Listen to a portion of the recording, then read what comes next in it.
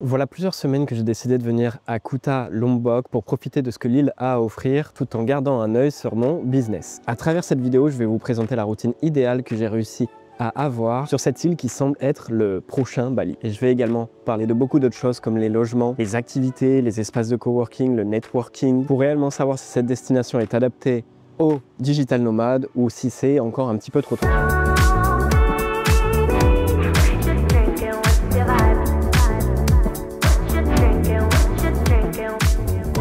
Et pour commencer cette vidéo, je vous emmène du côté de Mawa Beach où j'ai décidé de faire une petite rando matinale. Bon, je vous laisse apprécier la vue, c'est magnifique, c'est splendide. Je suis sur des petites, c'est des petites falaises, on va appeler ça comme ça. Et en gros, c'est une petite rando que vous pouvez faire. Vous avez juste à payer 10 000 roupias l'entrée à des locaux. Vous pouvez vous garer. En fait, c'est un spot ici qui est très apprécié pour les sunsets, pour les couchers de soleil. Vous êtes en hauteur sur la falaise et il y a le soleil qui se couche quasiment en face. Pourquoi pas aussi venir ici le matin pour faire une petite rando. Pensez bien à prendre la crème solaire et la casquette, mais c'est hyper sympa. Et regardez à quel point je suis seul. Bon, parfois, vous pouvez rencontrer quelques copains sur la route. Et puis, il y a de la place, quoi. On est bien. Et les falaises au bout sont juste incroyables. Ah, vraiment, c'est à tomber par terre. Je trouve ça magnifique. Vous l'aurez compris, j'ai bien fait de venir ici pour apprécier un peu le paysage. C'est aussi pour ça qu'on vient à Lombok, pour apprécier cette nature qui n'a rien à voir, ou du moins n'a maintenant plus rien à voir avec ce qu'on a à Bali, avec toutes ces constructions et cette bétonisation. Et pour cette rando, du coup, on est avec Nala, une jeune Rottweiler magnifique. Et là, je viens d'arriver sur ce qui s'apparente être le plus haut point de vue, avec la petite plage secrète qui se trouve juste derrière, que vous voyez au loin en haut. L'Indonésie, c'est beau, Lombok, c'est clairement magnifique.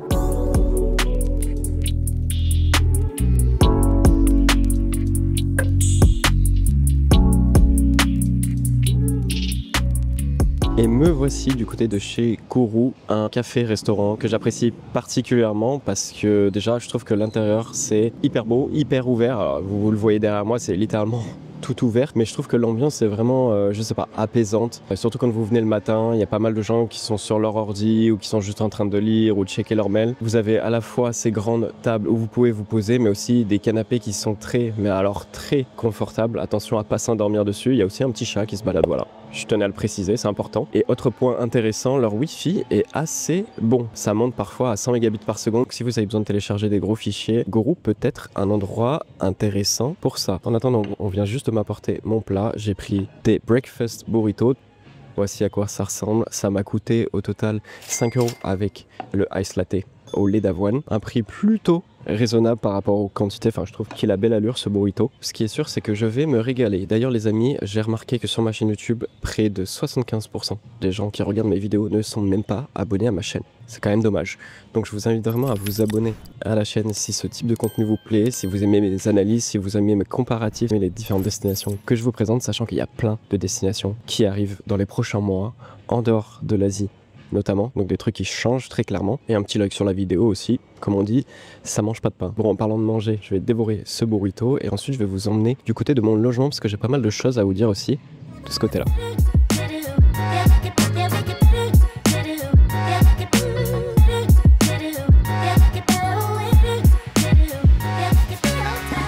Concernant la partie des logements, alors à titre perso, je me suis un petit peu emballé, j'ai voulu me faire plaisir, j'ai loué cette mini villa qui se trouve non loin de la route principale de Kuta. Elle est très bien, elle est dans son jus, très colorée, je trouve que ça va bien avec l'île. Honnêtement, je passe un bon séjour ici, mais tout ça, ça m'a quand même coûté 1 200 € le mois. Donc si vous êtes un couple, c'est un bon compromis et je pense qu'il y a assez d'espace pour 2 personnes ici. Par contre, si vous êtes un voyageur solo, je tiens à vous rassurer, j'ai quand même checké plusieurs fois, il y a pas mal de logements en guest house qui sont un petit peu similaires à ce qu'on pourrait trouver potentiellement du côté de Canggu à Bali. Alors, il n'y en a pas non plus 50 de dispo, mais il y en a quelques-unes. Si vous vous y prenez un petit peu à l'avance, vous allez pouvoir trouver un logement autour de 500, 650 € le mois. Vous aurez votre chambre type studio avec la plupart du temps un bureau, une salle de bain privative et en principe des parties communes type une piscine, une cuisine, voilà, de quoi vivre normalement pendant un mois. Donc plusieurs options de ce côté-là. Il y a aussi des petites villas que vous pouvez louer. Pareil, il n'y en a pas non plus une tonne, mais il y a quand même quelques offres du côté de Kuta. Donc là-dessus, pas d'inquiétude, vous allez pouvoir vous loger et dans des conditions qui sont plus qu'acceptables. Le seul bémol, je dirais, c'est que si vous êtes digital nomade, et c'est la thématique de cette vidéo, et que vous espérez, comme moi beaucoup, travailler depuis chez vous, c'est quelque chose que j'affectionne particulièrement parce que je me sens mieux tout simplement, et ben je vais être réaliste, le Wi-Fi est pas très bon dans la ville et il l'est encore moins dans la plupart des logements, sauf si vous avez un peu de chance. J'ai pu aller visiter un ou deux logements, c'est vrai que les Wi-Fi étaient autour de 50-60 mégabits par seconde, ce qui est suffisant pour travailler. Ici, je suis en dessous de ça et c'est vrai que des fois c'est compliqué, donc je passe quand même quelques journées au coworking quand j'ai vraiment besoin de télécharger des gros fichiers. Donc j'ai envie de dire, faites pas trop de plans sur la comète parce que ça risque d'être un petit peu compliqué sur la partie Wi-Fi, donc soyez prêts à payer un abonnement dans un espace de coworking. Et d'ailleurs, je vais vous en présenter deux un peu plus tard dans cette vidéo, donc je vous invite à bien rester jusqu'à la fin. Ensuite, autre point important, c'est le feeling que j'ai ici sur l'île de Lombok par rapport aux locaux. Alors, pour être parfaitement transparent avec vous, je me suis senti très bien accueilli et je trouve les gens super agréables à vivre. Quelques exemples, c'est très souvent en fait que les gens viennent vers moi quand je commande au restaurant ou quand je prends un café, peu importe, et qui me posent des questions à savoir d'où je viens, ce que je fais, pourquoi je suis ici, etc. Donc moi je me suis senti très vite accepté et je trouve les locaux hyper agréable, hyper accueillant. Donc là-dessus, pas d'inquiétude, je trouve les gens adorables. Après, attention, c'est pas la même culture qu'à Bali. Ici, on est sur une île qui est musulmane, donc il y a beaucoup de musulmans, une majorité de musulmans. Vous avez des mosquées à chaque coin de rue, hein. Dans la rue principale de Kuta, je sais pas exactement combien il y en a, mais je pense qu'il y en a 4.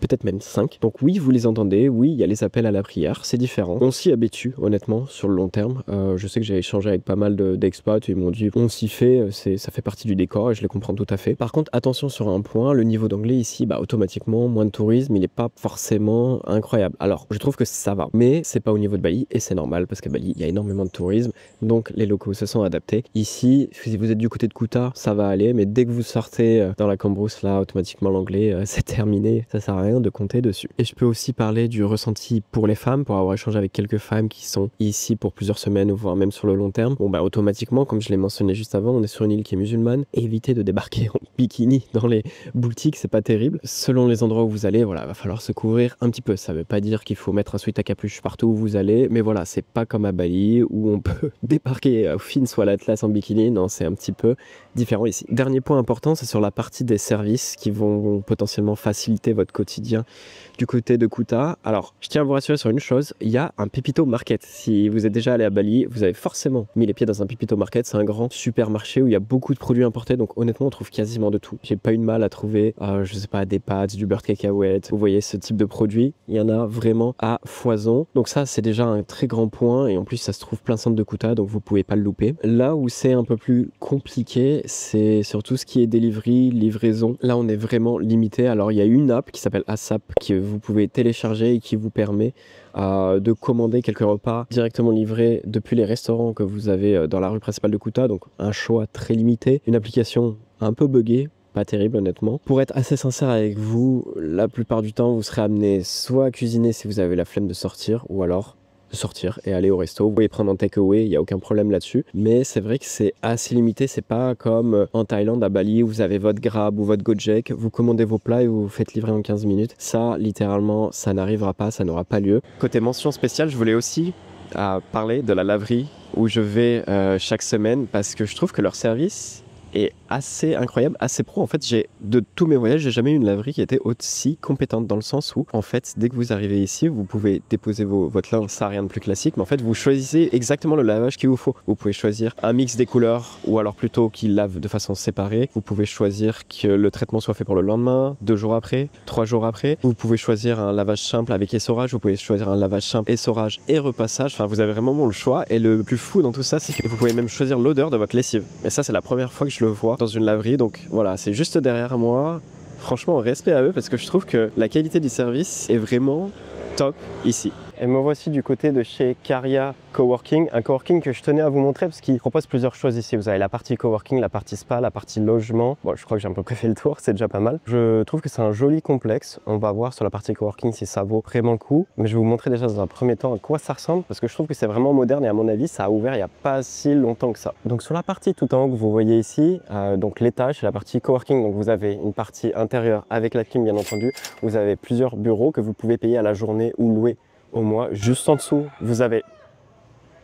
Et j'ai été interrompu par un coq, il semblerait. Bref, je disais, en dessous, vous avez la partie spa. Donc, il vous propose aussi un spa avec plusieurs soins. Je vous avoue que je ne suis pas allé voir la carte, mais ça s'annonce plutôt bien. Avec côté onglerie, je vois des machines à ongles, je reconnais, qui sont juste ici. Et ensuite, vous avez la partie directement logement qui se trouve pile en face, où vous avez carrément une grande piscine et à peu près, je dirais, une vingtaine de logements si je regarde comme ça. Ils m'ont l'air plutôt bien, donc j'ai demandé, ils ont des logements avec chambres séparées, donc on n'est pas sur des studios ou autre, donc je pense que c'est assez spacieux. Et là juste en face vous avez la partie réception et juste au-dessus le restaurant. À savoir que pour la partie restaurant vous pouvez en fait commander et vous faire livrer vos boissons, voire vos plats à manger sur la partie coworking. Alors voilà, je suis de nouveau du côté de l'espace de coworking. Tout à l'heure, on était juste en bas. Là, je viens de monter et je suis sur la partie extérieure. Très sympa, où on peut se poser aussi. Bon, il fait rapidement chaud. Là, j'avoue que je suis déjà en train de transpirer. On est quand même mieux de l'autre côté où il y a la clim. Ça me permet aussi de vous parler des différentes options de coworking qu'il y a ici du côté de Kuta. Alors, ça évolue très vite. J'ai cru comprendre que l'an passé, il n'y avait pas grand-chose. Là, maintenant, il y a 3 espaces de coworking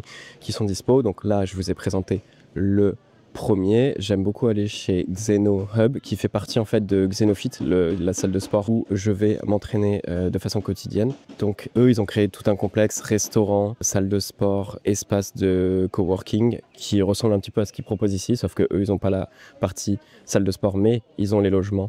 En plus, voilà, c'est une offre qui est assez similaires qui se ressemblent. Faut être assez réaliste sur Kuta. C'est pas une destination dans un premier temps de digital nomade. Ça se veut beaucoup moins développé et en vrai, j'ai envie de dire à juste titre, c'est normal. Mais on peut quand même travailler. Après, la réalité, c'est que c'est pas non plus des espaces de coworking qui sont à tomber par terre. Ça peut être, je pense, vite surchargé si Kuta prend la hype et c'est ce qui est en train de se passer. Après, il y aura certainement d'autres espaces qui vont venir par la suite. Et je dois être sincère, le Wi-Fi est encore un petit peu faible. Ça, même chose, ça va se développer. Pour avoir passé du temps à la fois ici et chez Xeno Hub, je trouve que ça permet de travailler, mais on n'est pas sur des gros débits à 250 mégabits par seconde qui vous permettent de télécharger des très gros fichiers. Pourquoi je mentionne ça? Parce que je sais que dans certains cas, il y a des personnes qui ont vraiment besoin d'avoir cette stabilité de Wi-Fi selon les métiers. Donc voilà, je préfère vous prévenir. Vous pouvez vous retrouver dans des situations où vous allez galérer un petit peu sur cet aspect-là. Après, sur l'aspect communauté, je dois aussi être réaliste. Je trouve qu'il y a une jolie communauté de digital nomades, de personnes qui sont un peu dans le business, qui investissent ici, que ce soit pour des villas, que ce soit pour des espaces similaires à cet espace de coworking. J'ai rencontré des belles personnes ici, notamment des Australiens et Néerlandais qui étaient en train de créer leur société basée sur la recherche de logement avec l'IA, qui m'ont appris plein de trucs. Donc en vrai, il y a une petite communauté, elle n'est pas immense, c'est incomparable avec ce que vous allez trouver avec Bali. Littéralement, il y a quand même des gens qui viennent ici pour travailler, se focus sur le business et en fait ils fuient un petit peu ce trop plein de monde qu'il y a littéralement du côté de Canggu ou voire même Uluwatu à Bali. Kuta, c'est pas l'endroit où on rencontre très facilement du monde. D'ailleurs, de ce côté-là, j'ai une bonne nouvelle à vous annoncer, c'est qu'à travers ma communauté privée, donc les nomades libres que vous connaissez sûrement, j'ai créé un guide complet sur Kuta à Lombok où je vous ai listé mes espaces de coworking favoris, mes restaurants favoris, mes clubs de sport favoris. J'ai une vidéo dédiée qui vous explique beaucoup plus en profondeur les avantages et les inconvénients de vivre en tant que digital nomade dans ce lieu. Et bien évidemment, quand vous rejoignez la communauté, vous avez également accès à tous les autres guides qui sont dispo sur d'autres villes. Et bien entendu, c'est évolutif. Plus je voyage, plus il y aura des nouveaux guides. Et ça sera automatiquement inclus à partir du moment où vous avez rejoint la communauté. Et vous avez accès à plein d'autres modules qui sont déjà dispo, un call avec tous les membres, du moins ceux qui veulent participer, et des meet-up physiques quand l'occasion se présente. Je vous laisse scanner le QR code si ça vous intrigue et vous voulez en savoir plus, ou bien cliquer sur le lien qu'il y a en description de cette vidéo. Bon, et alors, bien entendu, quand on bosse constamment, c'est quand même assez fun d'être dans un endroit où on peut pratiquer son activité sportive favorite. Ici, je suis du côté de Tampa Hills pour faire une partie de tennis que je suis sur le point de terminer. Bon, l'affaire à 10h du matin, comme vous pouvez le constater, c'est pas forcément la meilleure idée. Il fait super chaud. En vrai, faites attention si vous faites ça. Venez avec la casquette, beaucoup d'eau. Alors, ils vous donnent quand même de l'eau ici, vous pouvez en acheter juste derrière. Mais voilà, je préfère faire de la prévention. C'est assez facile de choper une insolation ici, je pense. Donc, vous avez ce lieu qui est à peu près 15-20 minutes de Kuta. Vous avez aussi le club de padel La Réunion, qui est assez populaire, qui est plein centre de Kuta. Il y a souvent des personnes qui jouent, donc vous pouvez facilement réserver un match en équipe. Vous n'aurez pas trop de mal à trouver des gens. J'ai vu pas mal de personnes y jouer, donc là-dessus, je tiens à vous rassurer. Vous avez aussi plusieurs clubs de sport. Alors, il n'y en a pas 10 000, mais celui où je vais, il s'appelle Xeno. Il est très agréable, très moderne. Vous avez un grand espace, à la fois muscu, calisthenics, cross-training et vous avez surtout des cours que ce soit yoga, renforcement musculaire ou autre. Donc ça c'est cool, il y a des profs qui sont dédiés. Donc il y a souvent des cours à 9h le matin, à 10h le matin, à 11h. Vous avez un petit espace climatisé avec 2-3 tapis. Bon, il n'y en a pas 10 000, mais pour le coup, ils sont quand même là. Et vous avez la partie restaurant où vous pouvez commander tout un tas de choses à manger, des shakers protéinés. Bref, vous avez vraiment le choix. Si vous cherchez quelque chose de beaucoup moins cher, c'est tout à fait possible. Il y a aussi des clubs de sport plus locaux où ça va vous coûter 35 000, 45 000 la session. Mais par contre, automatiquement, bah voilà, c'est moins bling bling. Il y a un mix de rouille et de surf. Il y en a que ça dérange pas. J'avoue que moi, j'ai fait quelques entraînements là-bas, mais voilà, c'est un petit peu moins glamour. Et bien évidemment, Lombok, c'est un super endroit pour surfer. À titre perso, je ne surfe pas, mais il y en a plein ici qui viennent pour surfer. La location de la planche vous coûtera plus ou moins 100 000 roupias pour l'heure. Et vous avez plein de spots qui sont magnifiques où vous pouvez surfer avec des vagues plus ou moins grosses. Ça dépend aussi du temps. Donc, de ce côté, vous allez être servi aussi. Et un autre truc assez incroyable que je voulais vous présenter, c'est un petit recovery center. Un petit, je dis petit, mais en fait il est assez grand. Recovery Center que j'ai trouvé un peu par hasard. Alors je vous avoue que là je sors d'une grosse journée de travail et justement ce dont je rêve c'est faire un sauna, un ice bath et me détendre. Alors je vais simplement tourner ma caméra et vous présenter le lieu que j'ai trouvé parce que vous allez voir qu'il est assez exceptionnel. Donc voici mon spa privatisé pendant 1h30 avec une piscine au magnésium. Je sais pas du tout ce que ça veut dire, mais c'est comme ça qu'ils l'ont appelé. N'hésitez pas à me dire dans les commentaires si vous savez. J'ai 2 ice baths rien que pour moi. Celui que je vous présente maintenant fait 8 degrés, bien frais. Le second fait 12 degrés, un peu plus facile, mais froid quand même. Et bien évidemment, le Graal, un magnifique sauna. Regardez un peu comme il est beau. Et en plus, il est grand. Donc là, je vais me mettre bien, je vous le dis direct. Je vous invite vraiment à tester cet endroit magique. Il faut juste penser à réserver votre créneau. C'est pas en mode vous arrivez et vous y allez directement. Il faut penser à venir sur place ou leur envoyer un WhatsApp pour faire une réservation et vous pouvez avoir accès pendant 90 minutes à un prix que je trouve très intéressant. Donc je vous souhaite vraiment de tester parce que je pense que je vais me régaler.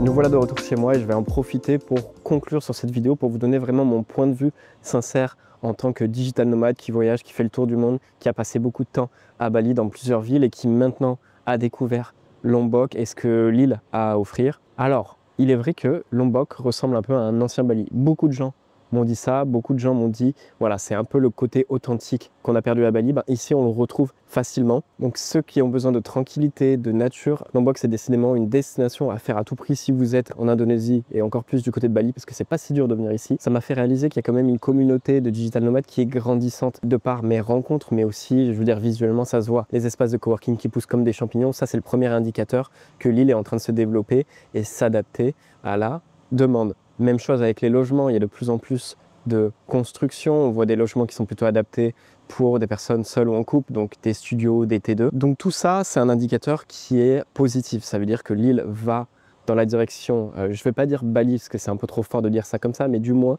elle évolue de manière à proposer des commodités et un confort de vie qui pourrait s'apparenter à ce qu'on trouve à Canggu, à Uluwatu, à Ubud. D'un autre côté, tout ça, c'est pas encore tout à fait mis au point. Certes, on peut s'en sortir, mais j'ai quand même pas mal galéré avec le réseau Wi-Fi et je pense que sur le long terme, on peut se sentir un peu seul sur cette île. J'ai eu la chance d'être assez bien entouré, donc je me suis pas vraiment senti seul, j'ai pas eu ce problème de solitude, mais la réalité, c'est que si vous avez peur d'être seul, ça peut être un peu limite. Alors, ce que je vous conseille, au final, ça dépend en fait de votre profil. Si vous êtes un freelancer qui travaille 2-3 jours par semaine et que vous avez vraiment envie de profiter de la vie, Lombok, c'est un super compromis. Vous allez au coworking 2-3 fois par semaine. Le reste du temps, vous allez sur la plage, vous allez surfer, vous allez faire votre sport, vos activités et vous êtes au top. Par contre, si comme moi, vous êtes en train de faire développer un business ou si vous avez beaucoup de choses à gérer, que vous avez des calls weekly, que vous avez vraiment besoin d'une stabilité, que ce soit sur le réseau Wi-Fi, mais aussi de bien vous entourer. Pour l'instant, Lombok, c'est un peu plus compliqué. Je dis pas que c'est impossible, mais c'est incomparable avec ce que vous allez trouver à Bali et vous allez vous sentir un peu plus seul. Donc au final, pour ce type de profil, je dirais que c'est bien de venir ici pour 2-3 semaines quand on en a ras-le-bol du trafic du côté de Bali. On vient se ressourcer, on vient profiter de la nature, on lève un petit peu le pied sur le travail. Donc c'est un bon compromis de ce côté-là. Vous vivrez plus simplement, vous serez plus tranquille et ce sera une expérience très certainement inoubliable. En tout cas, j'espère que cette vidéo vous aura plu. Comme d'habitude, un petit like, un petit commentaire. D'ailleurs, n'hésitez pas à me dire, est-ce que vous préférez, à première vue, venir à Lombok ou venir à Bali? Je suis assez curieux de voir les réponses pour être sincère avec vous. Et comme d'habitude, je vous dis à la semaine prochaine pour une nouvelle vidéo. Et d'ici là, portez-vous bien. Allez, ciao!